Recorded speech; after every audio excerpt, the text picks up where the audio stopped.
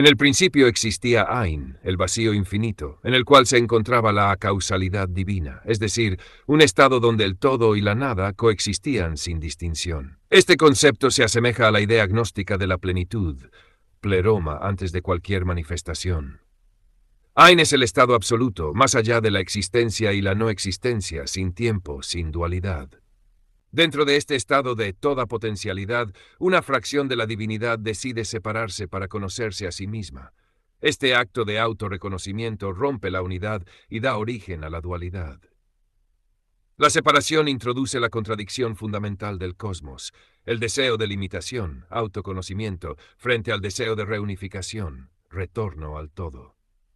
La división crea dos principios opuestos. La luz blanca representa la separación, la restricción y la estructuración del cosmos en Ein Sof Aur, la luz infinita. La luz negra representa el impulso de unificación, el caos primordial que busca regresar al Ein. Aquí, la luz blanca no es buena, sino la causa de la caída en la manifestación, mientras que la luz negra es el principio de liberación. En la otra cara del vacío surge Tohu, el caos primordial reflejando a Ain. Luego se manifiesta Bohu, como el reflejo de la sinforma del vacío, y finalmente Chaisek, que es la oscuridad opuesta a Ein Sof Aur. Se introducen conceptos cabalísticos reinterpretados en clave clifótica, Tohu y Bohu, que en la Biblia se refieren al estado informe del mundo antes de la creación. Aquí representan aspectos del caos primordial. La luz blanca, en su afán por conocerse a sí misma, se condensa en Ein Sof Aur y comienza a emanarse en una jerarquía descendente de manifestaciones, sacrificando su carácter inmaterial y eterno. Esto da lugar a Kether, la primera manifestación de la divinidad caída. El demiurgo, similar al Yahvé gnóstico, nace en este proceso y, al desconocer su origen, se cree el único Dios. La caída de la luz blanca es la causa de la creación y del olvido espiritual, estableciendo una estructura jerárquica, el árbol de la vida, que encierra las chispas divinas en el mundo material. Dentro del Ein Sof Aur, una pequeña fracción de la luz blanca reconoce el error de la separación y se convierte en la perla de sabiduría, que anhela reunificarse con el caos primordial. La luz negra percibe este llamado y busca liberar la perla de la prisión de la creación, lo que establece el conflicto cósmico entre la restricción del demiurgo y la liberación del caos. A medida que la luz blanca desciende en sucesivas emanaciones, su esencia espiritual se va diluyendo hasta quedar atrapada en la materia. El demiurgo crea ángeles, arcontes y estructuras de poder que perpetúan la ignorancia. Cada esfera de la creación es una cárcel de la que las almas deben escapar. Se establece una visión gnóstica extrema, donde el cosmos es una prisión y la única salvación es la disolución en el vacío primordial, Ain. El demiurgo y su jerarquía celestial buscan mantener el orden de la restricción, mientras que la luz negra y su contrahierarquía clifótica buscan liberar la chispa divina atrapada en la creación. Esta visión clifótica no busca simplemente el mal por el mal, sino la destrucción de las estructuras que atan al espíritu a la materia. Ain es el vacío absoluto, la totalidad acausal. Una parte de la divinidad se separa para conocerse a sí misma, creando la dualidad. La luz blanca representa la separación, el orden y la restricción. La luz negra representa la unificación, el caos y la liberación. El demiurgo surge de la luz blanca caída y crea el mundo como una prisión espiritual. La luz negra busca liberar la chispa divina atrapada en la creación. Este mito refleja una perspectiva clifótica y antidemiúrgica de la existencia, donde la verdadera salvación no está en ascender dentro de la creación, sino en disolverla y regresar al vacío primordial. El demiurgo, que antes se consideraba completo y autosuficiente, comienza a experimentar un vacío interno. En su ignorancia, se fija en la perla de la sabiduría y la luz, que aún resplandece en lo alto. Desea poseerla, pero no comprende su verdadera naturaleza. Se convierte en un mar negro que refleja la luz de la perla, pero de forma engañosa. La perla, al ver este reflejo, cree que es un vestigio del todo, del que había sentido el llamado, y desciende. Esto es una trampa. Al bajar, la perla queda atrapada dentro del demiurgo. Aquí se describe un engaño cósmico. La luz blanca, en su afán de separarse y definirse, ha caído en su propia trampa, y ahora la sabiduría misma ha quedado encadenada dentro del mundo de las formas. Esto simboliza cómo el mundo material, la creación del demiurgo, encierra la chispa divina, la conciencia, en una prisión ilusoria. La luz negra, al observar esta caída, siente ira por el demiurgo, pero también compasión por los fragmentos de la divinidad atrapados. Su mayor deseo es liberar la perla de la sabiduría y restaurar la plenitud original. Para ello, decide actuar activamente contra el demiurgo, adoptando la causa de la oposición.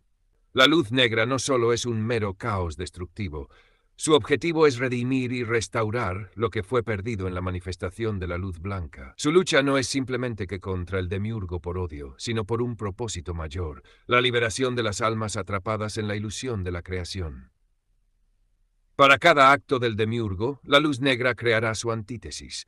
Cada esfera, regla y creación del demiurgo será contrarrestada con un reflejo opuesto. Sin embargo, la luz negra no caerá en las trampas del demiurgo. En lugar de crear estructuras, las disolverá.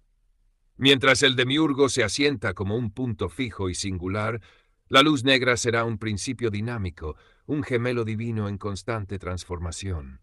Mientras el demiurgo se ata con reglas y restricciones, la luz negra defenderá la libertad y el caos como única ley. Mientras el demiurgo encierra el mundo en círculos de confinamiento, la luz negra romperá todos los círculos y permitirá la expansión eterna.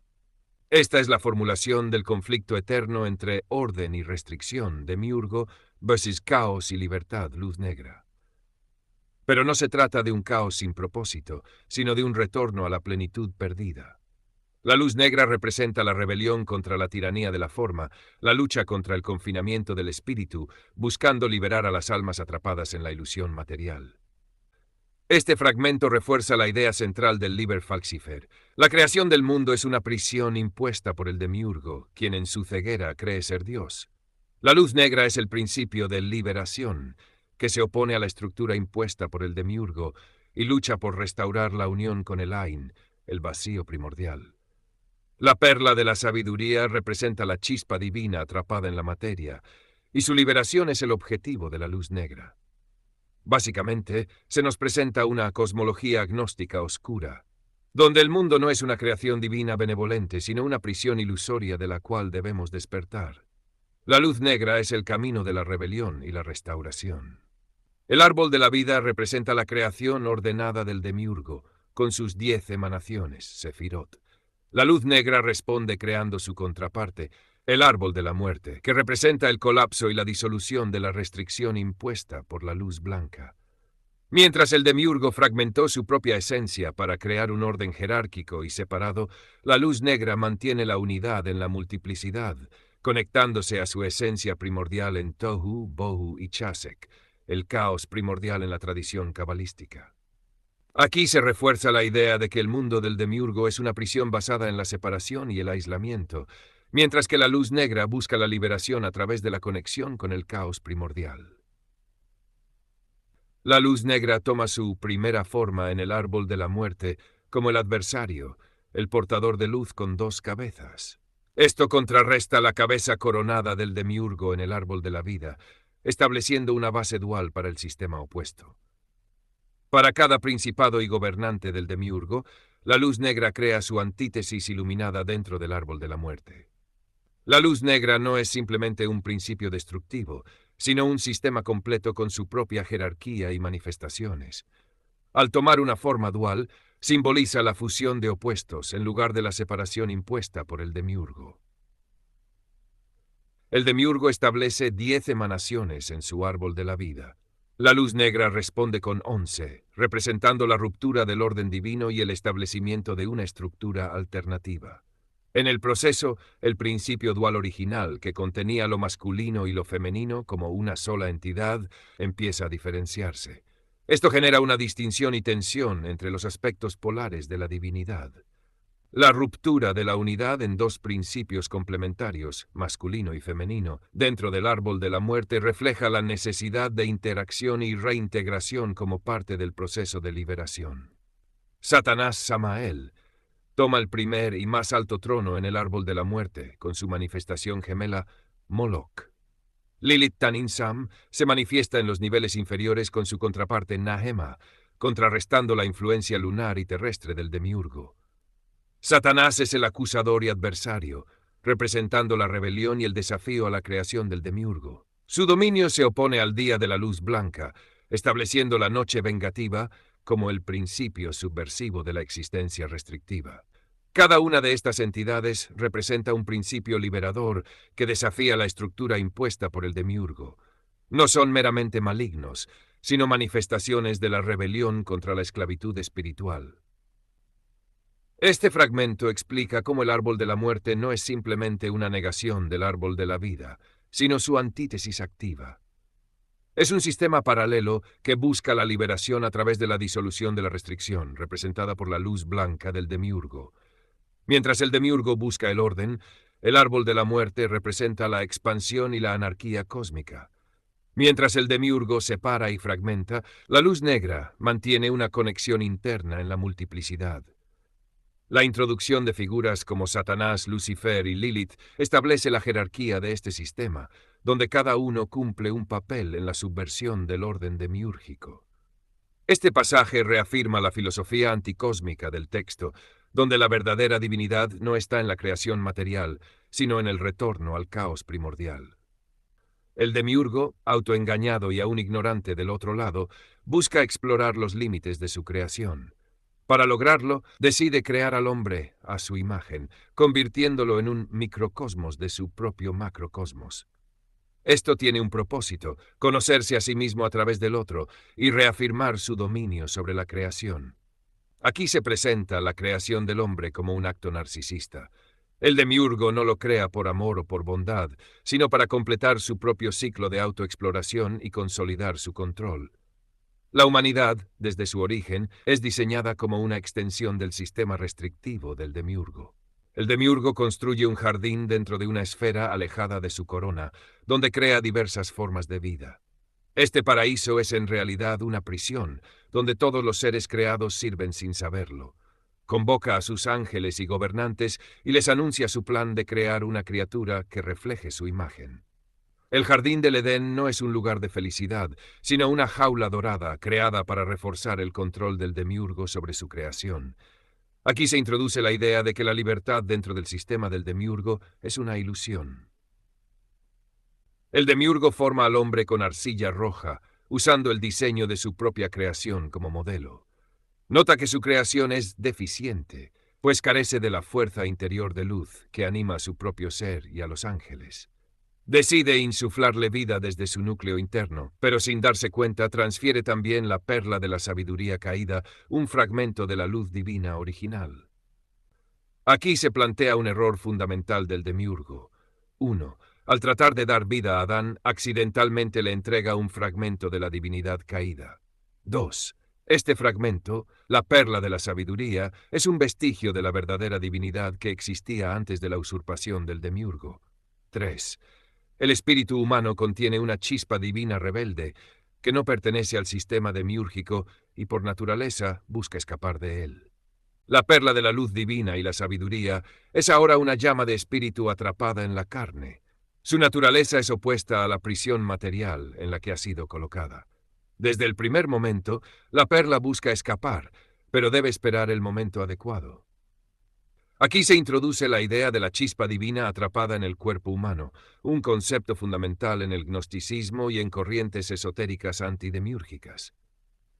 La llama de espíritu representa la verdadera esencia del ser humano, que es extranjera al mundo material. La humanidad no es una creación completa del demiurgo, sino una aberración que contiene dentro de sí la semilla de su propia liberación. Este pasaje redefine el mito de la creación del hombre desde una visión antidemiúrgica y gnóstica. El hombre no es una creación gloriosa, sino un experimento fallido del demiurgo.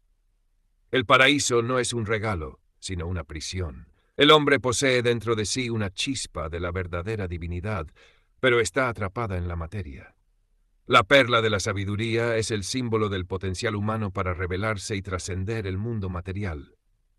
Este concepto es clave en la visión luciferina del Liber Falcifer. La liberación del espíritu requiere la subversión del orden impuesto por el demiurgo. Adán y la primera hembra. A continuación, desglosaré y explicaré las principales ideas contenidas en este pasaje. El demiurgo no comprende el aspecto espiritual oculto de Adán. Su visión está cegada por su propia arrogancia, lo que le impide ver la verdadera naturaleza espiritual que reside en sus creaciones. En lugar de ver a Adán como una chispa divina, lo interpreta como una extensión de su propia grandeza. Adán es descrito como una figura hueca, incapaz de percibir o comprender la esencia espiritual dentro de él, debido a la creación material del demiurgo. Se siente vacío y comienza a sentir el anhelo de escapar de esta soledad y sufrimiento. A medida que Adán comienza a sentir el sufrimiento del espíritu dentro de él, suplica al demiurgo por una compañera, alguien con quien compartir su soledad. Aquí es importante notar que la creación de Adán está ligada a la desesperación del espíritu, que busca una forma de escapar de la materia y encontrar su redención. El demiurgo, en su arrogancia, decide crear una compañera para Adán, pero lo hace desde la materia impura y la oscuridad. Cegado por su ego, no entiende que la creación de esta mujer no es simplemente una extensión de su voluntad, sino un acto que tiene implicaciones mucho más profundas. Al igual que hizo con Adán, el demiurgo insufla su aliento en la primera hembra para darle vida. Sin embargo, lo que se destaca aquí es que su aliento ya está agotado, con lo cual la chispa divina que antes residía en él es ahora mucho más débil. Esta chispa representa una parte de su esencia caída y diluida. La primera hembra es creada con una porción del espíritu del demiurgo, pero este espíritu está ligado a su propia caída y corrupción. La hembra comienza a despertar y al hacerlo toma conciencia de su naturaleza caída. Ahora, en vez de ser simplemente una creación material, busca su redención y la recuperación de su verdadera esencia espiritual. A través de este proceso de autodescubrimiento, la primera hembra busca liberarse del control del demiurgo y de la materia que la mantiene atada. En ella se despierta el poder de la voluntad y la iluminación del espíritu, buscando trascender las limitaciones impuestas por su creador. Se introduce la idea de la luz negra, un concepto que se refiere a una forma de iluminación o revelación que está más allá de la luz tradicionalmente entendida. Esta luz no es la luz del demiurgo ni la luz divina, sino una luz que emerge de la comprensión profunda del ser, una luz que está asociada con la oscuridad y la rebelión. La primera hembra escucha las voces del otro lado, posiblemente en referencia a entidades o fuerzas que trascienden la creación material del demiurgo. Estas voces la llaman hacia su liberación y hacia el regreso a un estado de unidad y divinidad no dividida. Este acto de creación no es solo un nacimiento físico, sino un renacimiento espiritual. La primera hembra experimenta una transformación profunda, donde se despierta su conciencia de ser, de su conexión con una divinidad más allá de la creación del demiurgo. Después de este despertar, ella comienza a buscar la liberación del demiurgo y de la materia que la restringe. Su búsqueda es una búsqueda de la divinidad original, la plenitud sin restricciones. Este pasaje refleja un tema recurrente en las tradiciones gnósticas y esotéricas, donde el mundo material, creado por el demiurgo, es visto como una prisión que mantiene cautiva a la humanidad. La lucha por la redención y la liberación espiritual se presenta a través de las figuras de Adán y la primera hembra.